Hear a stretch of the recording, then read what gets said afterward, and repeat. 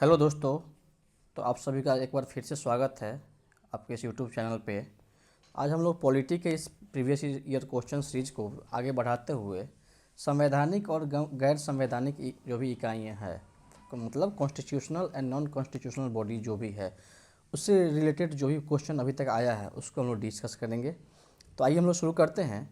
Our first question is, under which one of the following article is the formation of finance commission laid down. कह रहा है कि वित्त आयोग कौन से अनुच्छेद में मेंशनड है, इसका ये मतलब है। तो इसका ऑप्शन क्या हो जाएगा? ऑप्शन ए हो जाएगा आंसर, आर्टिकल 280। अनुच्छेद 280 के अंदर जो है वित्त आयोग का गठन का बात किया गया है। इसका गठन कौन करता है? इसे गठन करता जो है राष्ट्रपति हैं, प्रेसिडेंट हैं। ठीक है, ये हम लोग ध्यान में रखेंगे। वर्तमान में जो है, ये ध्यान रखने योग्य बात है कि 16th फाइनेंस कमीशन की बात हो रही है, 16वां वित्त आयोग। तो इसके चेयरमैन कौन है, ये हम लोग को ध्यान में रखना है। तो श्री अरविंद पनगारिया, ध्यान में रखेंगे। हाँ, आप लोग कमेंट करके ये बताएंगे कि इससे क्या पहले आप लोग श्री अरविंद पनगारिया का नाम सुने थे? शायद कुछ मैं हिंट देता हूँ, नीति आयोग से रिलेटेड कुछ ऐसा कोई किसी पोस्ट पे थे ये ध्यान में रखेंगे। अब चूँकि अरविंद पनगारिया साहब की बात है तो एक चीज़ और हम लोग जान लेते हैं, बिहार स्पेसिफिक है। ये नालंदा यूनिवर्सिटी जो है अपना, नालंदा यूनिवर्सिटी, इसके चांसलर के रूप में अभी ये काम कर रहे हैं। इनके एज ए चांसलर इनको अपॉइंट किया गया है। 16th फाइनेंस कमीशन के चेयरमैन भी हैं और नालंदा यूनिवर्सिटी के चांसलर भी हैं। ठीक है, ये हम लोग ध्यान में रखेंगे। आइए नेक्स्ट क्वेश्चन देखते हैं, फाइनेंस कमीशन से रिलेटेड है। कह रहा है कि इनमें से कौन सा स्टेटमेंट जो है करेक्ट है। यहाँ क्वेश्चन देखेंगे, कह रहा है कि कौन सा स्टेटमेंट सही है, इसमें से कौन सा कथन सही है। तो पहला ऑप्शन है, the finance commission is a statutory body. नहीं, ये एक कॉन्स्टिट्यूशनल बॉडी है, संवैधानिक इकाई है, संवैधानिक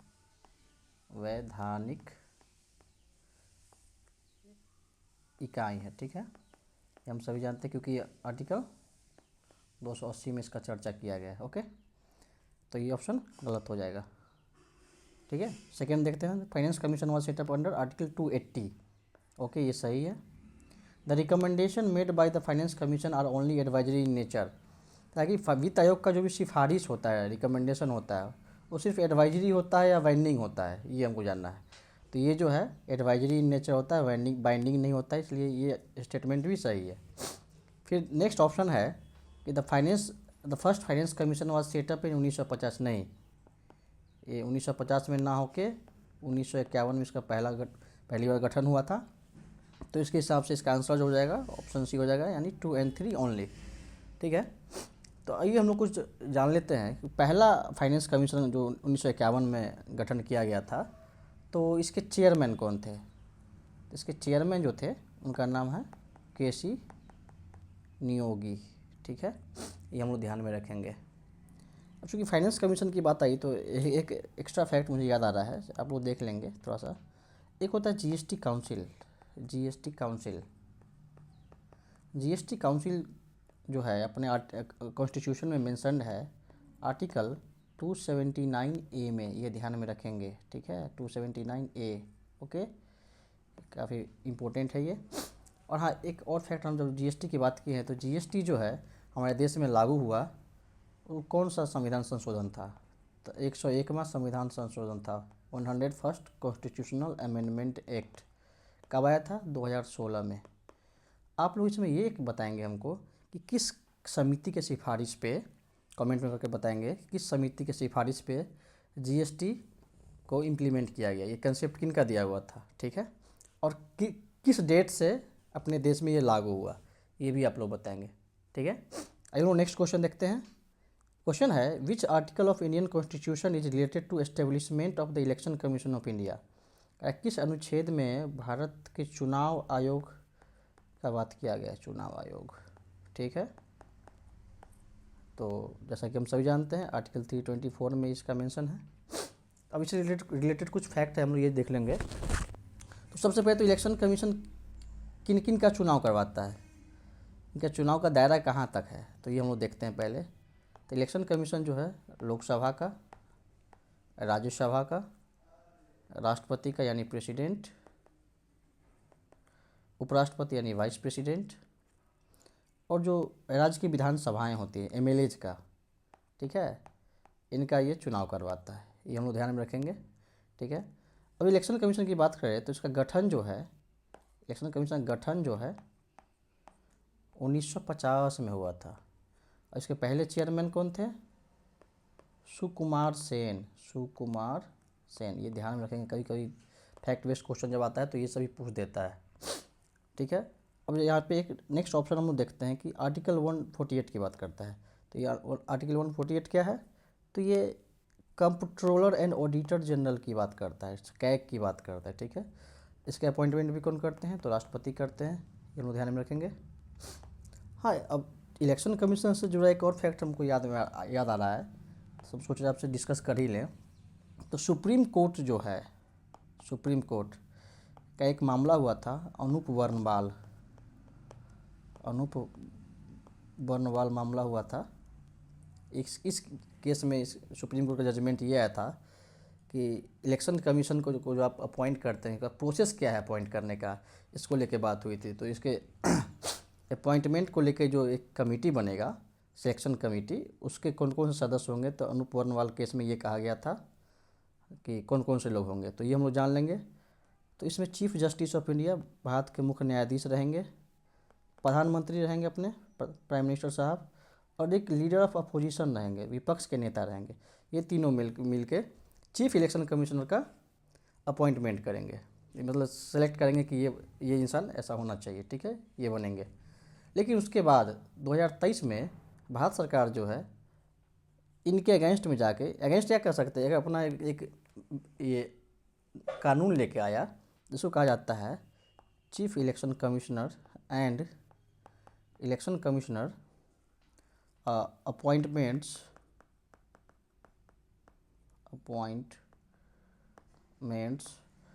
and terms of service act 2023, ठीक है। हाँ सॉरी, 2023 होगा ना, 2023। तो इसके तहत भारत सरकार ने यहाँ पे चीफ जस्टिस ऑफ इंडिया को रिप्लेस किया, और इसके जो सिलेक्शन कमेटी के जो सदस्य होंगे उसमें प्राइम मिनिस्टर साहब रहेंगे ही, लीडर ऑफ अपोजिशन जो है विपक्ष के नेता वो रहेंगे ही, और चीफ जस्टिस ऑफ इंडिया के जगह पे एक कैबिनेट मिनिस्टर होंगे, ठीक है, कैबिनेट मिनिस्टर रहेंगे। ये इसमें किया गया। ये काफ़ी अभी कंट्रोवर्सी में भी है कि प्राइम मिनिस्टर और कैबिनेट ऑफ मिनिस्टर, तो कैबिनेट मिनिस्टर एक ही पार्टी के होंगे, तो इनका मतलब लीडर ऑफ अपोजिशन का कोई मतलब इसमें मतलब ही नहीं बनता है। 2-1 के मेजोरिटी से जो भी चाहे डिसीजन ले लेंगे। तो ये सारा फैक्ट है। आइए हम लोग नेक्स्ट क्वेश्चन देखते हैं। अब बहुत सारा इसमें हो गया जानकारी। क्वेश्चन है, who was the first chairman of backward classes commission? मतलब जो बैकवर्ड क्लास कमीशन है उसके पहले चेयरमैन कौन थे? तो इस ऑप्शन के हिसाब से इसका आंसर जो है काका साहब कालेलकर हो जाएगा, ठीक है। अब इसमें बैकवर्ड क्लासेस कमीशन की बात करें तो ये आर्टिकल 340 के तहत इसका गठन होता है, ठीक है। तो 1993 में यदि हम बात करें, एक national commission for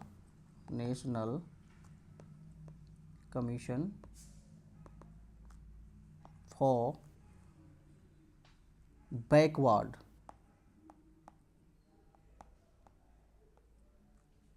was constituted, okay। National commission for backward का गठन किया गया 1993 में, ठीक। एज ए स्टेट्यूटरी बॉडी, मतलब उसमें संविधान में कहीं मेंशन नहीं था इसका, लेकिन बाद में 102nd अमेंडमेंट हुआ, 102वां संविधान संशोधन हुआ, ठीक। कब हुआ? 2018 में। इसके तहत एक नया अनुच्छेद अपने संविधान में जोड़ा गया, आर्टिकल 338 भी ये ध्यान में रखेंगे, वेरी इंपॉर्टेंट। और इसके तहत जो है नेशनल मैं थोड़ा शॉर्ट में लिखूँगा, कमीशन फॉर बैकवर्ड क्लासेस का गठन किया गया, और क्लासेस का गठन किया गया, इसको NCBC national commission for backward classes भी कहा जाता है। और इसको संविधानिक दर्जा दिया गया। 102वां संविधान संशोधन 2018 के तहत 338B जोड़ा गया और national commission for backward classes को संवैधानिक दर्जा दिया गया। ये हम लोग ध्यान में रखेंगे, ठीक है। ये नेक्स्ट क्वेश्चन देखते हैं। क्वेश्चन है, the chairman of state public service commission is appointed by, जो राज्य लोक सेवा आयोग होता है उसके चेयरमैन को, उसके अध्यक्ष को कौन अपॉइंट करते हैं? तो इसका आंसर हो जाएगा ऑप्शन सी हो जाएगा, गवर्नर ऑफ द स्टेट करते हैं, उस राज्य के राज्यपाल करते हैं। हाँ, लेकिन हम लोग यहाँ पे एक चीज़ ध्यान में रखेंगे कि इसका अपॉइंटमेंट गवर्नर करेंगे, लेकिन जब रिमूव करने की बात होगी तो रिमूवल जो है, इनको हटाने की बात होगी, तो ये प्रेसिडेंट कर सकते हैं, सिर्फ राष्ट्रपति ही कर सकते हैं। राज्यपाल उनको चुनेंगे, लेकिन हटाने की बारी हो जब आएगी तो राष्ट्रपति करेंगे, ठीक है। ये हम लोग ध्यान में रखेंगे। और थोड़ा सा इसके चेयरमैन की बात करें तो एक चीज़ और हम जान लेते हैं, ये रीअपॉइंटमेंट के लिए एलिजिबल नहीं होते हैं। मतलब एक बार बन गए तो दोबारा इनको सेम पोस्ट के लिए नहीं रखा जाएगा, रीअपॉइंटमेंट नहीं होता है इनका टेन्योर जो है, कार्यकाल, या तो 62 साल एज हो जाए या 6 इयर्स ऑफ सर्विस, या तो 6 साल ये रहेंगे उस ऑफिस में, या 62 साल इनका एज हो जाए। दोनों में से जो पहले होगा उस अकॉर्डिंग रिटायरमेंट लेते हैं। और ये स्टेट पब्लिक सर्विस कमीशन का मेंशन कहाँ पे है अनुच्छेद में, किस अनुच्छेद में मेंशन है अपने संविधान में? तो आर्टिकल 315 से लेके 323 तक राज्य लोक सेवा आयोग के बारे में चर्चा किया गया अपने संविधान में। और ये संविधान के कौन से भाग में आता है? तो भाग 14 में है, 14 में, ठीक है। ये हम लोग ध्यान में रखेंगे। आइए नेक्स्ट क्वेश्चन देखते हैं। क्वेश्चन है, the constitutional status and protection to cooperative societies was given under which constitutional amendment act. कह रहा है कि जो ये सहकारी समिति है, सहकारी समितियां जो हैं, उसको संवैधानिक दर्जा कौन से इसमें दिया गया, किस संशोधन के तहत दिया गया? तो इसमें जो ऑप्शन है इसमें से कोई आंसर नहीं होगा, तो इसका answer none of the above हो जाएगा। आइए अब इसके आंसर की बात करिए, कौन सा कॉन्स्टिट्यूशनल अमेंडमेंट था जिसके तहत कोऑपरेटिव सोसाइटी को कॉन्स्टिट्यूशनल स्टेटस दिया गया? तो ये जो है अपना 97वां है, 97th कॉन्स्टिट्यूशनल अमेंडमेंट एक्ट है, जो कि 2011 में पास हुआ था। उसके तहत कोऑपरेटिव सोसाइटीज़ को, सहकारी समितियां को संवैधानिक दर्जा दिया गया। और इसके तहत अनुच्छेद 19 के अंदर कोऑपरेटिव सोसाइटीज का गठन करने हेतु अधिकार जो है दिया गया, ठीक है, अधिकार दिया गया। ये हम लोग ध्यान में रखेंगे। तो मतलब क्या हुआ, आर्टिकल 19 की बात है तो ये क्या हो गया कि right to form cooperative societies is now a fundamental right, ये एक मौलिक अधिकार हो गया अपना, ठीक है। ये हम लोग ध्यान में रखेंगे। आइए नेक्स्ट क्वेश्चन देखते हैं। Recently the supreme court of India upheld the EWS यानी economically weaker section reservation, which of the following CAA is related to EWS reservation.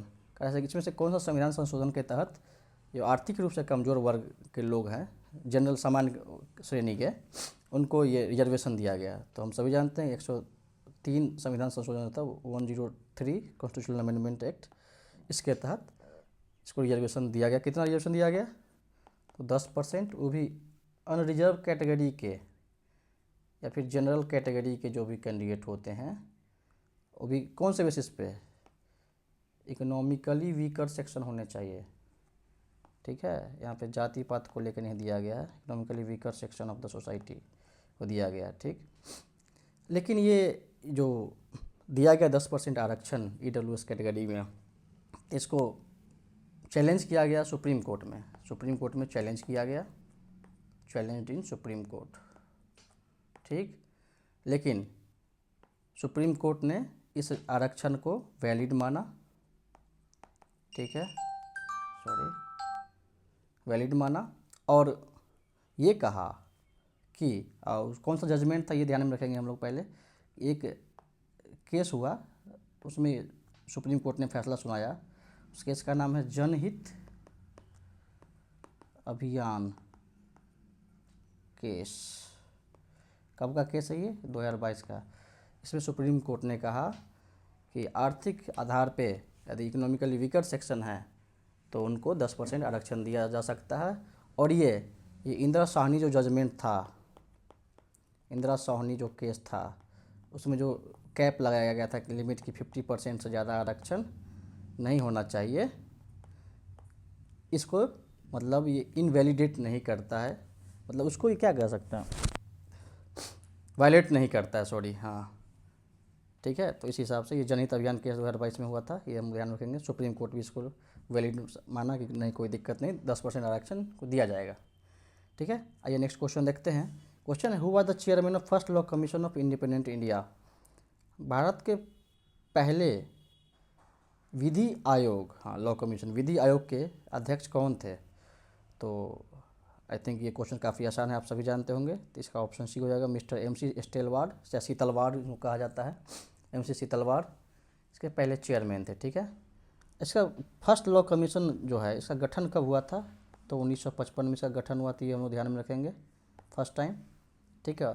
और लॉ कमीशन जो है एक एडवाइजरी बॉडी है, सलाह बस देता है, इसका सलाह माने ना माने ये सरकार के ऊपर है, ठीक है। बाइंडिंग नहीं है इनका डिसीजन, ये जो डिसीजन दे दिए कि हाँ ये मानना है, ऐसा कुछ नहीं, एडवाइजरी बॉडी है। और वर्तमान में जो है 23वां विधि आयोग या लॉ कमीशन का गठन हुआ है, ठीक। 23वां लॉ कमीशन का गठन हुआ है और इसके चेयरमैन कौन है? तो जस्टिस दिनेश माहेश्वरी, रिटायर्ड जज हैं ये अभी वर्तमान में 23वें विधि आयोग के अध्यक्ष हैं, ठीक है, ये हम लोग ध्यान में रखेंगे। आइए नेक्स्ट क्वेश्चन देखते हैं।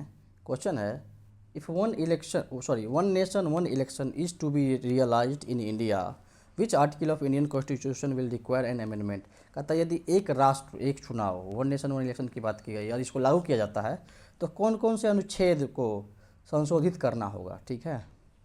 तो इस हिसाब से जो ऑप्शन है ABCD, इसको देख लेते हैं। तो इसका आंसर जो हो जाएगा more than one of the above होगा, मतलब ऑप्शन E हो जाएगा, क्योंकि अनुच्छेद 172 को भी करना होगा, 83 को भी करना होगा, आर्टिकल 356 को भी करना होगा। आइए सब सेपरेटली सभी आर्टिकल को देखते हैं। तो आर्टिकल 83 क्या कहता है? 83 जो है, टेन्योर ऑफ लोकसभा, लोकसभा का जो कार्यकाल है कितना, दैट इज फॉर 5 ईयर्स, इसका चर्चा करता है, ठीक है। From the first sitting of the Lok Sabha, जिस दिन से शुरू होता है पहला सीटिंग, उस दिन से लेकर 5 साल तक, अनुच्छेद 83 में कहा जाता है। अब अनुच्छेद 172 की बात की जाए तो सेम चीज़ स्टेट लेजिस्लेटिव असेंबली के लिए है, राज्य की विधानसभाओं के लिए है, कि tenure of state legislative assembly, ये भी कितने 5 साल के लिए होता है, ये हम सब जानते हैं, ठीक है। आर्टिकल 356 क्या है? ये राष्ट्रपति शासन किसी भी राज्य में बात करता है, प्रेसिडेंट रूल की बात करता है, ठीक है। और ये कौन से सिचुएशन में लगाया जाता है? जब वहाँ के राज्यपाल को लगे कि स्टेट का जो है कॉन्स्टिट्यूशनल मशीनरी फेल हो गया हो, तब राज्यपाल राष्ट्रपति को सिफारिश करते हैं कि वहाँ राष्ट्रपति शासन उस राज्य में लगाया जाए, ठीक है। तो इस हिसाब से इसका आंसर जो होगा ऑप्शन E हो जाएगा, क्योंकि 172, 356, 83 तीनों अनुच्छेद को जो है अमेंड करना पड़ेगा, ठीक है। और हाँ, एक चीज़ में और एक फैक्ट मैं मिस कर रहा था, ये आप लोग ध्यान रखेंगे कि अभी सेंट्रल गवर्नमेंट में वन नेशन वन इलेक्शन का जो फिजिबिलिटी क्या है, कैसे इसको इम्प्लीमेंट किया जा सकता है, उसको चेक करने के लिए, उसको रिव्यू करने के लिए एक हाई पावर कमेटी बनाया था, हाई पावर कमेटी, जिसके चेयरमैन कौन थे, अध्यक्ष अपने पूर्व राष्ट्रपति श्री रामनाथ कोविंद साहब, ये ध्यान में हम लोग रखेंगे, ठीक है। आइए नेक्स्ट क्वेश्चन देखते हैं। क्वेश्चन है the division of each state into territorial constituencies for the Lok Sabha is done by delimitation commission. The delimitation commission has been frozen till which year. Delimitation commission क्या होता है? डिलिमिटेशन यानी परिसीमन आयोग, परिसीमन आयोग कहा जाता है इसको, ठीक है, परिसीमन आयोग। परिसीमन आयोग का काम क्या है? तो ये किसी भी राज्य के लिए जो उसका जो लोकसभा क्षेत्र होगा, मान लीजिए ये लोकसभा क्षेत्र हो गया, इसी भी तरह ये विधानसभा क्षेत्र है, तो इसका गठन ये मतलब ये बाउंड्री जो है ना डिसाइड करता है, कार्व आउट करता है कि हाँ ये इस फलाने ये एक्स विधानसभा क्षेत्र होंगे, ये वाई विधानसभा क्षेत्र होंगे, इस तरीके से होता है, ठीक है। ये हम लोग ध्यान में रखेंगे। तो अब ये कह रहा है कि कब तक के लिए इसको स्थगित कर दिया गया था परिसीमन आयोग के द्वारा, तो ये ऑप्शन बी हो जाएगा 2026 तक। ये कुछ फैक्ट देख लेते हैं इसके बारे में कि ये जो है 2026 तक जो स्थगित किया गया था, कौन से संविधान संशोधन से ऐसा हुआ? तो इसका जो आंसर हो जाएगा अपना 84वां संविधान संशोधन 2002 में हुआ, और उसके तहत कहा गया कि 2026 तक जो व्यवस्था अभी तक चल रहा है उसी व्यवस्था से होगा। उसके बाद जो है परिसीमन आयोग का गठन होगा, और फिर से यदि बाउंड्री चेंज करना हो तो जो अपना कॉन्स्टिट्यूएंसी का है उसको चेंज करेंगे, ठीक है। और वर्तमान में जो बाउंड्री डिसाइड किया गया कि हाँ ये एक्स विधानसभा है, ये वाई विधानसभा है, या ये लोकसभा या विधानसभा जो भी क्षेत्र है कि हाँ इस क्षेत्र से इतना दायरा होगा, इतने पॉपुलेशन उसमें होंगे, ये जो है अपना 2001 के जनगणना के आधार पे ही अभी तक चल रहा है, ठीक है। और लोकसभा और Vidhan Sabha, state legislative assembly and lower house of the parliament, ये दोनों में कितने नंबर ऑफ सीट्स होंगे, मतलब नंबर ऑफ सीट्स कितने रहेंगे, ये जो है अभी तक अपना 1971 के जनगणना के हिसाब से ही चल रहा है। और इसी के लिए अभी जो दक्षिण भारत के कुछ राज्य हैं ये काफ़ी विरोध कर रहे हैं कि हमने पॉपुलेशन कंट्रोल किया। अब चूँकि पॉपुलेशन के हिसाब से ये रिप्रेजेंटेशन मिलता है, तो ये इसलिए सोच रहे हैं कि इनका जो रिप्रेजेंटेशन है अपने पार्लियामेंट में वो कम हो जाएगा, तो इसलिए थोड़ा सा ये विरोध में चल रहा है। तो डिलिमिटेशन कमीशन अभी इम्पोर्टेंट टॉपिक भी बन जाता है आपके लिए, आप लोग ध्यान में रखेंगे, ठीक है। आइए लोग नेक्स्ट क्वेश्चन देखते हैं। What was the purpose of citizenship amendment act of 2019 की बात कर रहा है कि सिटीजनशिप अमेंडमेंट जो एक्ट 2019 का है उसका क्या उद्देश्य था? तो इसका उद्देश्य जो था, ऑप्शन डी होगा इसका answer, to grant citizenship to persecuted minority groups of Afghanistan, Bangladesh and Pakistan. Afghanistan, Bangladesh और पाकिस्तान के जो भी माइनॉरिटी ग्रुप हैं उनको नागरिकता देने की बात की गई थी। और इसमें से कौन सा माइनॉरिटी ग्रुप है ये भी हम लोग ध्यान में रखेंगे। इसमें हिंदू हो गए, बुद्धिस्ट हैं, बुद्धिस्ट और सिख हैं, अपने जो भी माइनॉरिटीज़ हैं, क्योंकि वहाँ मेजोरिटी में तो मुस्लिम लोग हैं, ठीक है, जैन्स हैं, जैन हैं, पारसी हैं और क्रिश्चियन हैं। तो इन लोगों को नागरिकता देने की बात की गई थी, ठीक है। ये हम लोग ध्यान रखेंगे कि जो सिटीजनशिप अमेंडमेंट एक्ट 2019 का है उसके तहत minority group of Afghanistan, Bangladesh and Pakistan के लोगों को नागरिकता देने की बात की गई। यहाँ पे एक इम्पोर्टेंट फैक्ट हम लोग याद रखेंगे कि एक यहाँ पे section 6A of citizenship amendment act है, जिसको अभी सुप्रीम कोर्ट ने वैलिडेट किया कि नहीं ये कुछ में कोई इशू नहीं है। तो ये section 6A of citizenship amendment act क्या कहता है? तो ये प्रावधान करता है कि जो भी बांग्लादेश के शरणार्थी, ठीक है, असम में 25 मार्च 1971 से पहले तक यदि अपने देश में अपने इंडिया में आए तो उनको नागरिकता प्रदान किया जाएगा। हाँ, उसके बाद जो लोग आए हैं उनको वापस डिपोर्ट कर दिया जाएगा, उनको नागरिकता नहीं मिलेगी। ये हम लोग ध्यान में रखेंगे, ठीक है। आइए नेक्स्ट क्वेश्चन देखते हैं। क्वेश्चन है, in which year was the railway budget merged with the general budget in India. कह रहा है कि रेलवे बजट को आम बजट से कौन से साल मिला दिया गया, एक साथ कर दिया गया? तो इसका आंसर जो हो जाएगा अपना ऑप्शन सी यानी 2017 हो जाएगा। और ये विवेक देवराय समिति था, एक विवेक देवराय समिति, इसके अनुशंसा पे रेलवे बजट और आम बजट को एक साथ मर्ज कर दिया गया है। और एक चीज़ हम उसमें ध्यान में रखेंगे कि रेलवे बजट जो है जनरल बजट से सेपरेट अलग कब हुआ था, तो सेपरेट हुआ था अपना 1924 में। एक कमेटी था, समिति, इसका नाम है एकवर्थ कमेटी। इसके रिकमेंडेशन पे जो है रेल बजट को जनरल बजट से सेपरेट कर दिया गया था। ये हम लोग ध्यान में रखेंगे। तो क्वेश्चन तो अभी और है आगे, लेकिन चूँकि वीडियो लंबा खींच जाएगा तो आज के लिए इतना ही। मिलते हैं हम लोग फिर नेक्स्ट वीडियो में।